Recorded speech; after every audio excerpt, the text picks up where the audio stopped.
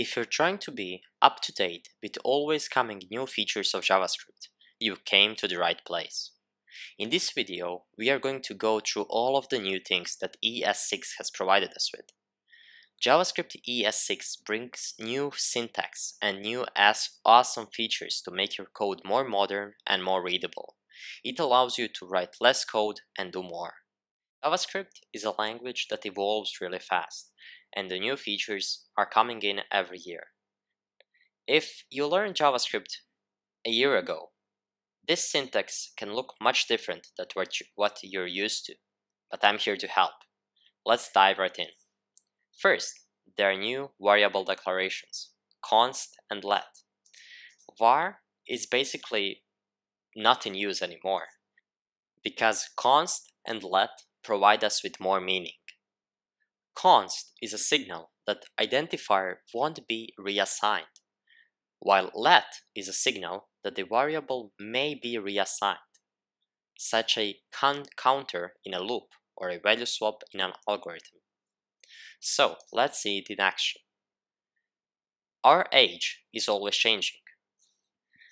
We grow older every year, so we'll have a let variable for it. Let age is equal to, let's say, 20. Now we can console.log that age, and as you expected, we'll get 20 back. Now we can set age to age plus 1, since we grew older 1 year, and then console.log age one more time. And we got exactly what we expected, 20 and 21. Now we know that let can be reassigned. That is important to know. And our name isn't changing. Our name is, let's say, John, and will be John basically for our entire life, unless we change that name. So if we want to reassign a value to our name and say let name is equal to, let's say, Jane, and then we try to console.log that name, and we run it, we get an error, assignment to a constant variable. So it means the name cannot be changed. It is set in stone. Cannot be reassigned. Okay, now you know about the use of const and let. Let's move to arrow functions. ES6 has introduced arrow functions. These functions have several advantages. They are much more concise. They have implicit returns, but they do not rebind the value of this. Here we will discuss what all of this means. So let's write a normal function that will only add two numbers together, a and b, which are parameters. And it will simply console.log a plus b. Sorry.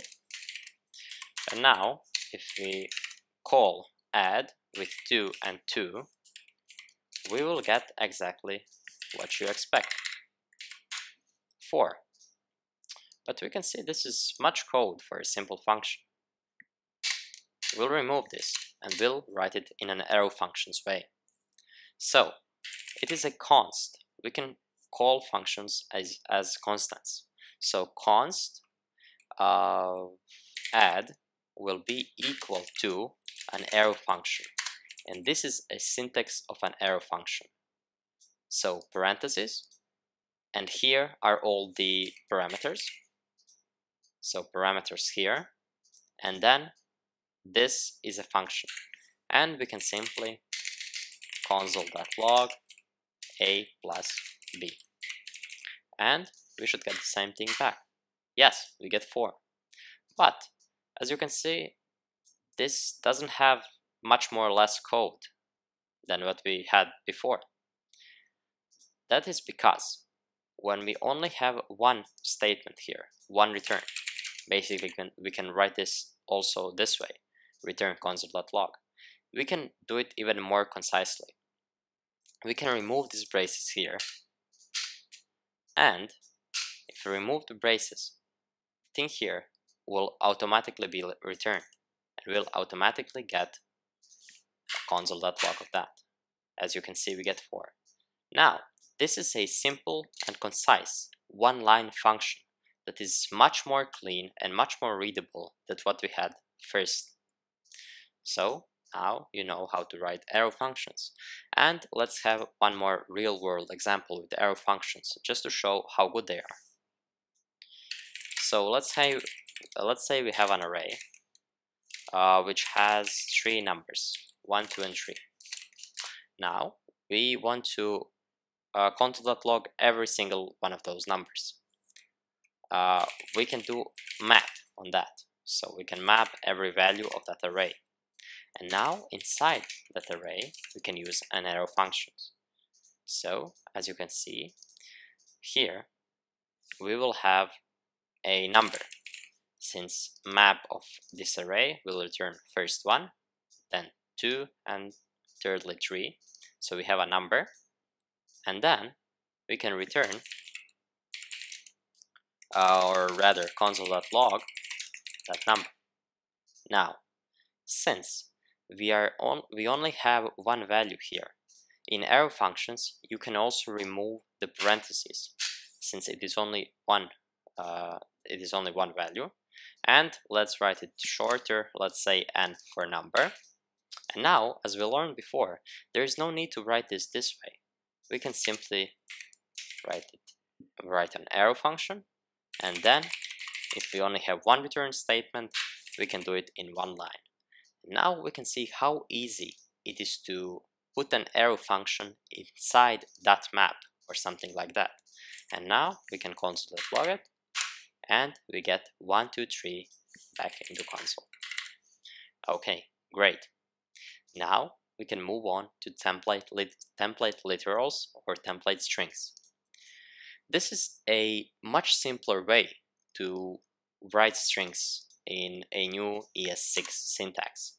So what we had before was also simple enough, but when we needed to do variable changes inside of the strings, it would get messy.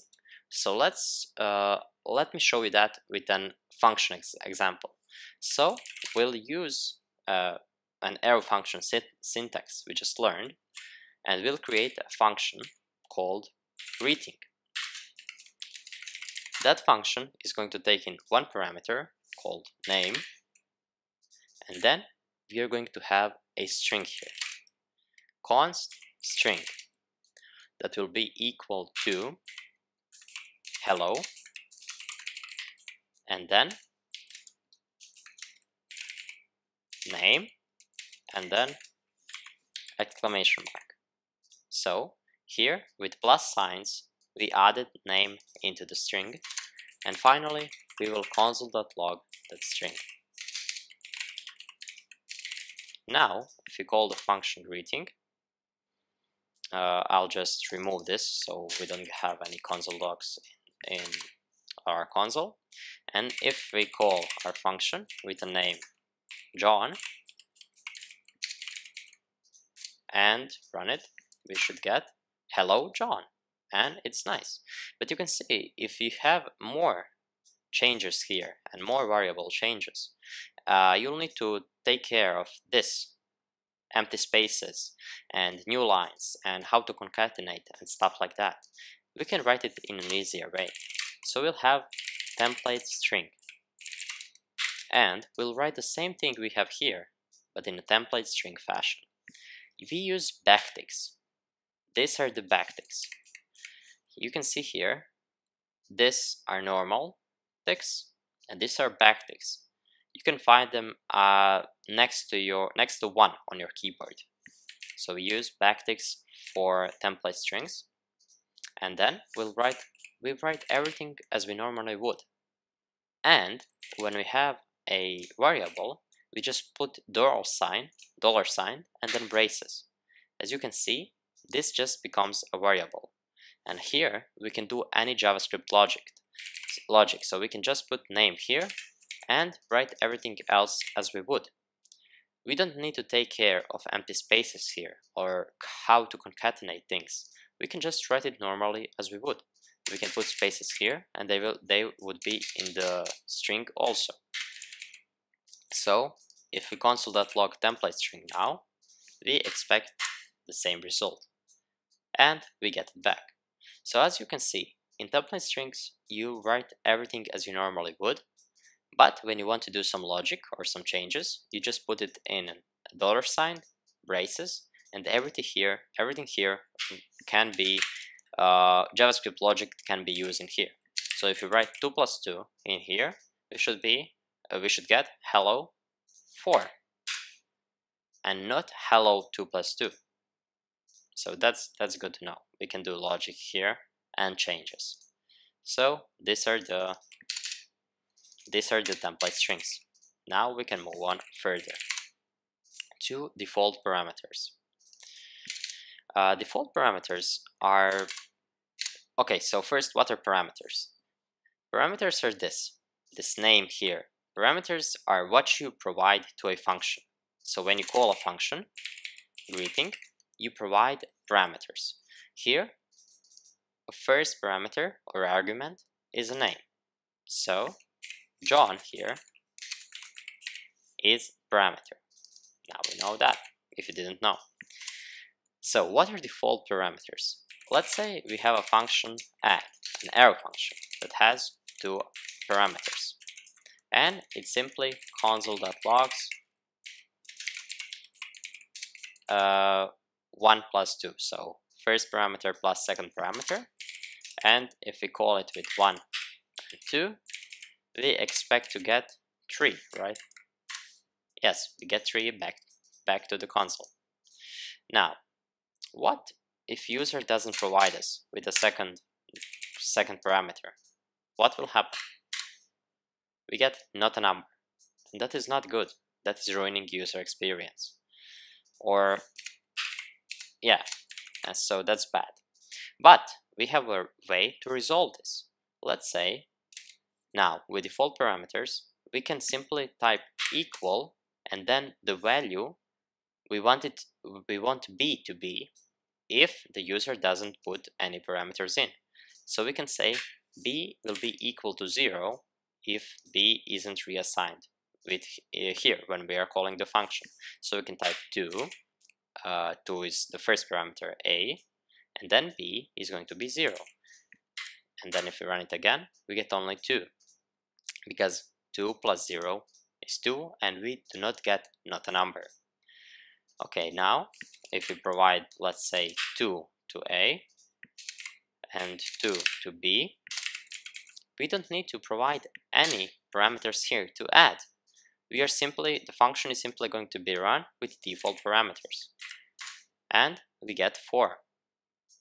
But if we write, let's say, 3 and 3 provide both parameters, default parameters will be overwritten and we'll have 6 instead. So yeah, now you know how to use default parameters. Let's move on to array destructuring. Array destructuring is really useful thing here. And it is used every day in real JavaScript applications.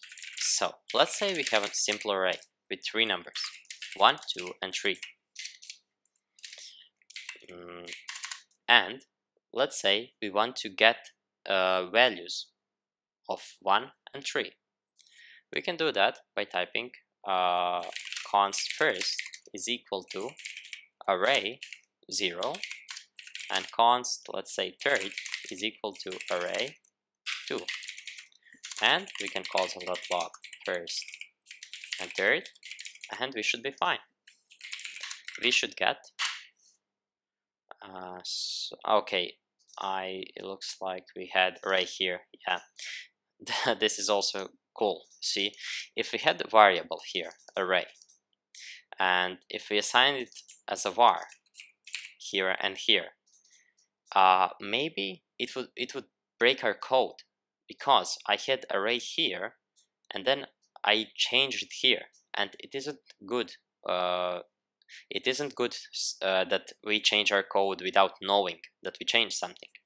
This is why constants are a good thing. Because I had declared array earlier before, and now I didn't notice, it gave me an error that I cannot redeclare array. So I'll just remove this so I can continue showing you examples. Okay, now I get 1 and 3, as I said, because we here declared first from array, from first part of the array. But we can see that we needed 2 more lines to do this. We can do it in simpler fashion with array destructuring. We just type const, then an array sign, and then we type first, or whatever the name of our first part is going to be, and then second, and then third, is equal to array, and that is the array we want to use it from.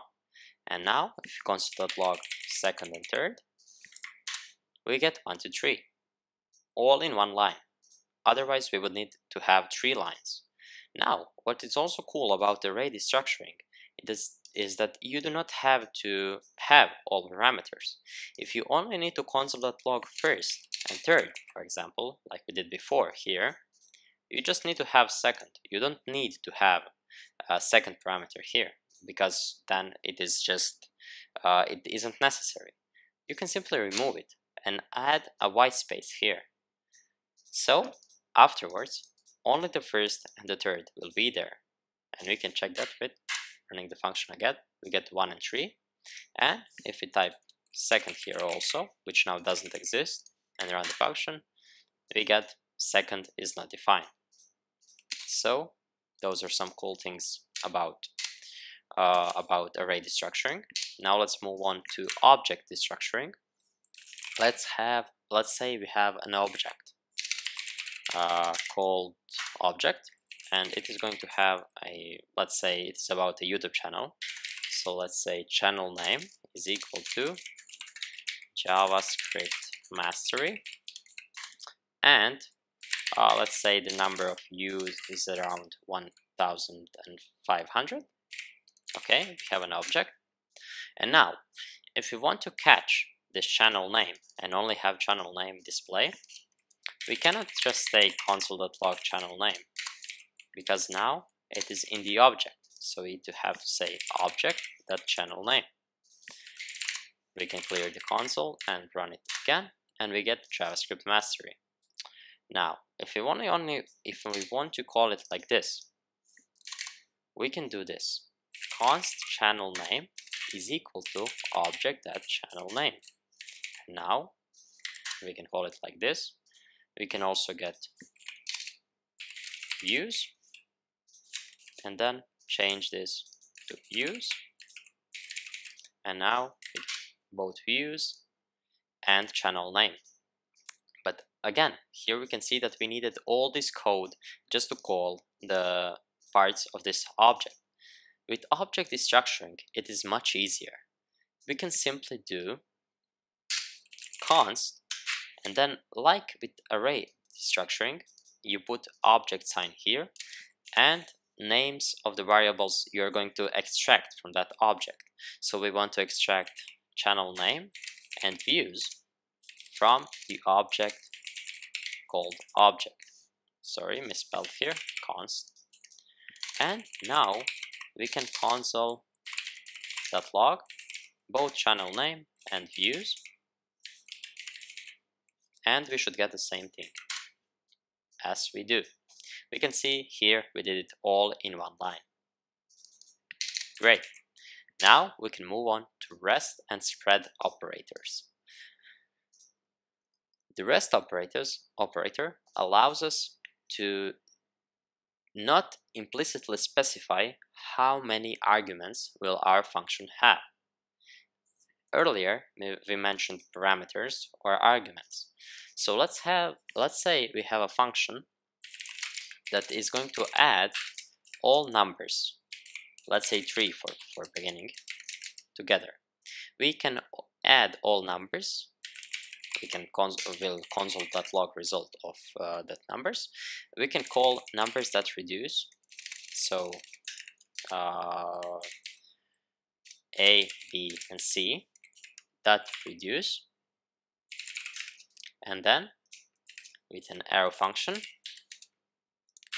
we'll return A plus B and then a 0 because we start from 0.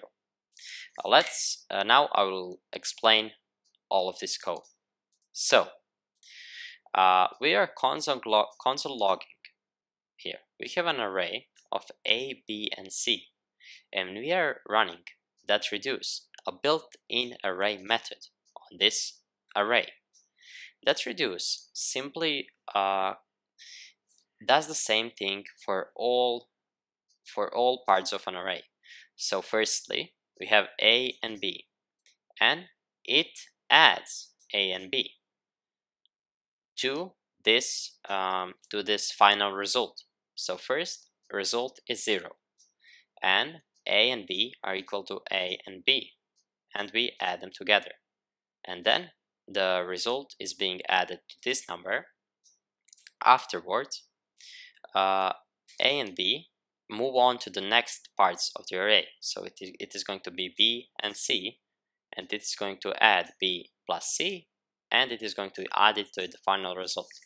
So if we call add with 1, 2, and 3, we should get 1 plus 2 is 3, 3 plus 3 is 6. So let's see if we get 6.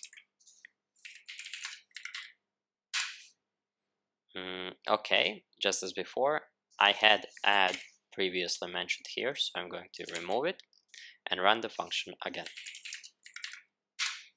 And as we see, we get 6. That is good. But what if we output a fourth parameter? Or here we have D and E, so we miss fifth parameter. How are we going to know how much numbers do we need to add? Maybe user wants to add like 5 or 7 different numbers. We cannot know. That is where the REST operator comes to rescue. We can use REST syntax 3 dots. It looked a bit different and strange to me at first. Maybe it looks strange to you too. But three dots is a syntax for REST and spread operator. So 3 dots and then numbers. So it is going to rest all numbers here, and that is an array of numbers. So if now we have only numbers here, and we leave this the same and run the function again, we get 23. So as you can see, one simple change, putting REST operator here, and then not implicitly saying which of how many parameters do we have and do we want to reduce to a single result, we can now add as much numbers as we want, and it is going to rest them all here and simply output the result. We can console.log and see that now we do not have to worry about how many parameters we have. And what is left is a spread operator. Let's say we have an array like here. So we have an array with 3 numbers, 1, 2, and 3. And we want to get every single number of that array.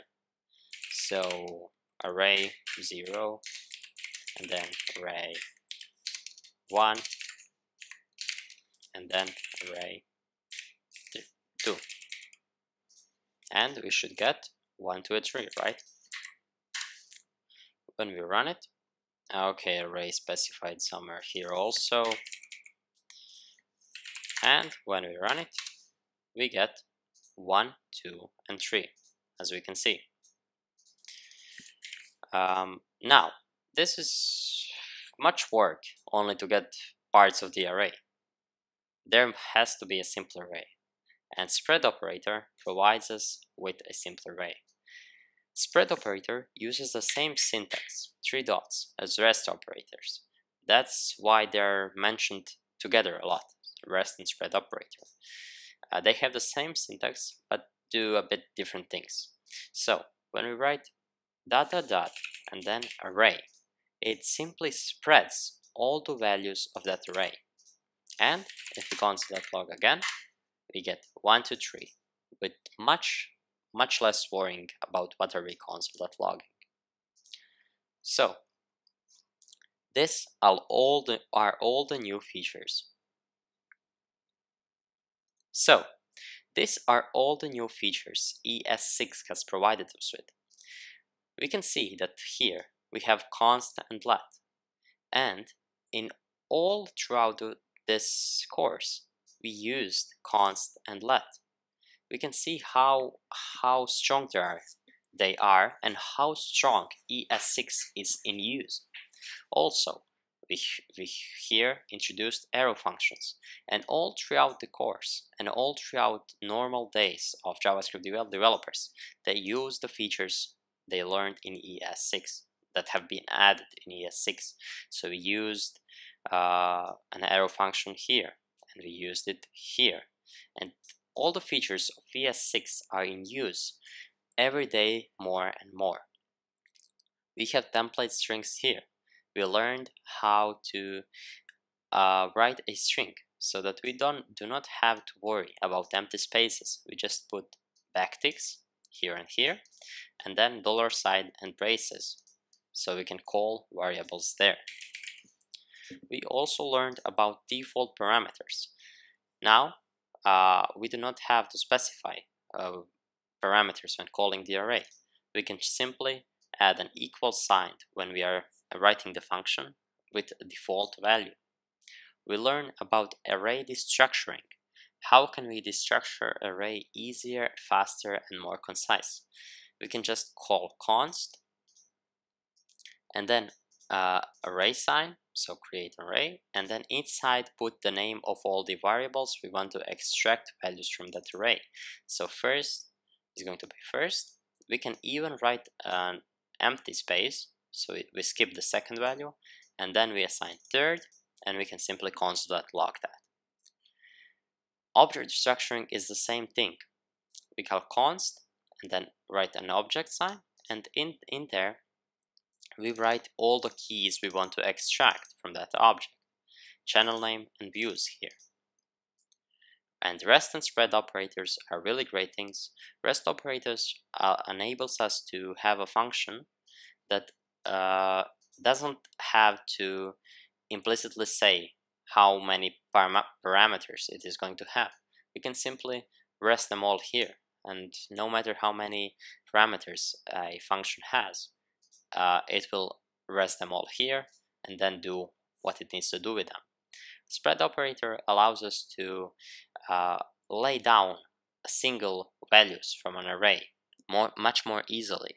So ... and then array is a syntax for spread and rest operators, and we can console.log all the single values that this array has in an easy way.